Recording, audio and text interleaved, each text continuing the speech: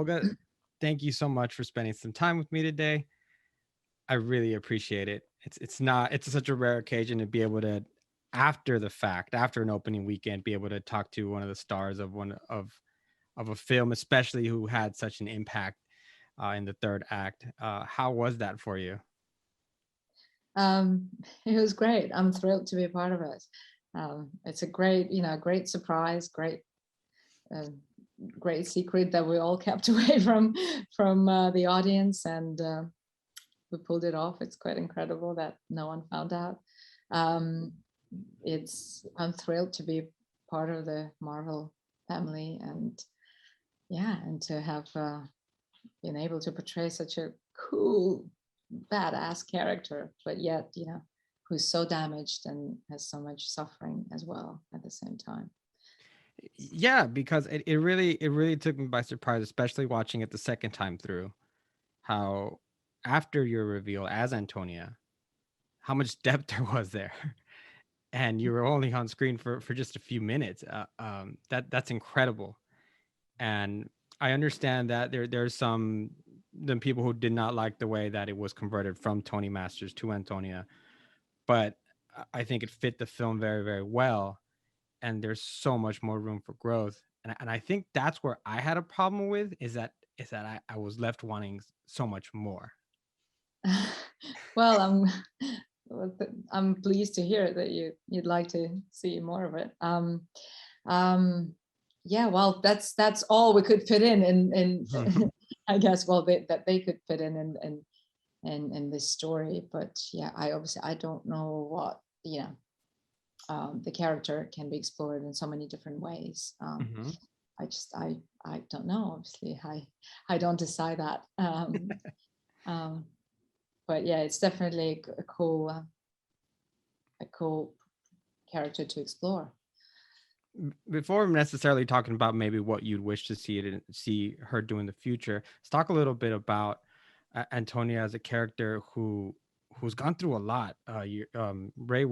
Winstrop plays Dreykov, your father, and it's funny because I think about a character like from DC, Cyborg, who had to be saved because of an explosion and things like that, but he's really given free will. Dreykov, on the other hand, takes his power and turns you into a pond, into a thing. Hmm. And I'm really thinking about uh, kind of the metaphor, the abuse, the manipulation that I'm not sure how aware of your character is. Can you talk a little bit about what you feel Antonia was going through, maybe all during that time? Yeah, no, that's exactly, you nailed it. That's exactly what I was concentrating on. Um, it's this the character underneath this suit, and the helmet, and the person who has gone through all this suffering, this woman and this little girl who never got a childhood, who never got to experience a proper healthy love, um, who has been obviously abused, went through some physical trauma, which is as traumatic, and also psychological trauma, and knowing that knowing that it's your parent who manipulates you and makes you and strips you of freedom is, I think, 100 times worse than if it's a stranger doing it to you. So it's an immense suffering, because obviously, yeah, uh, her father is someone she's supposed to love, and they're supposed to have Mhm. this beautiful relationship, and yet it's a very damaged, broken, and sick relationship. So you can imagine that the character is um, yeah, I'm not sure, as you said, you're not sure how much of it she realizes. I think when you manipulate it, you're not in the moment, you don't realize you are.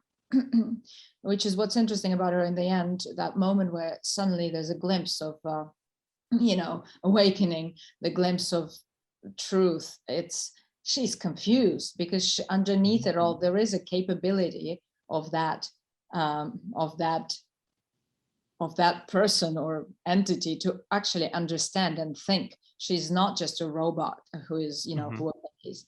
She is, she realizes it. But she's also able to be completely put under that spell and be controlled again, because it's in her, it's installed in her. So it's just this duality of the character that's interesting to explore.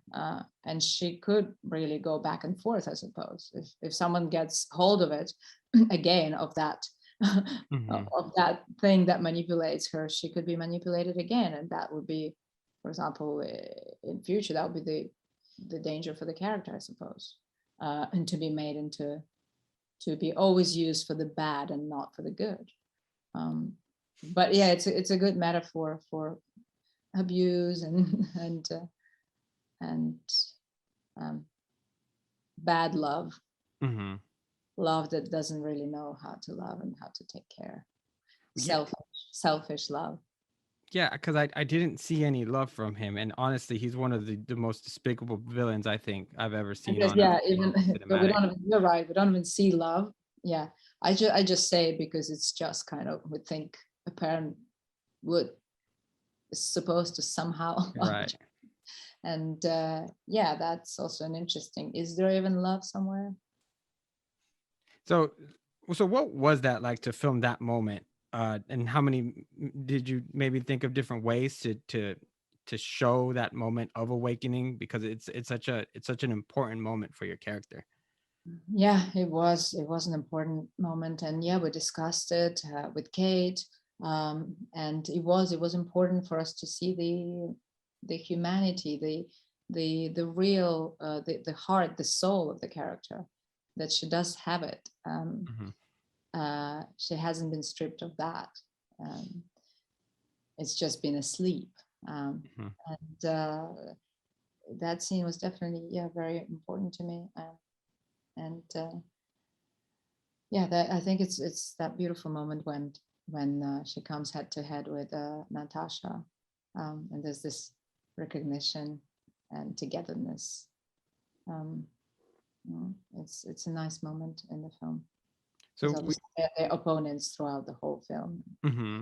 Suddenly, it's a complete change. Right. Uh, So what would you like to see Antonia if given the opportunity? Where would you like to see her in the future? well, explore more of her inner self, of her heart, her soul. Um, Explore what she's about. Her Can she overcome her traumas? Can she can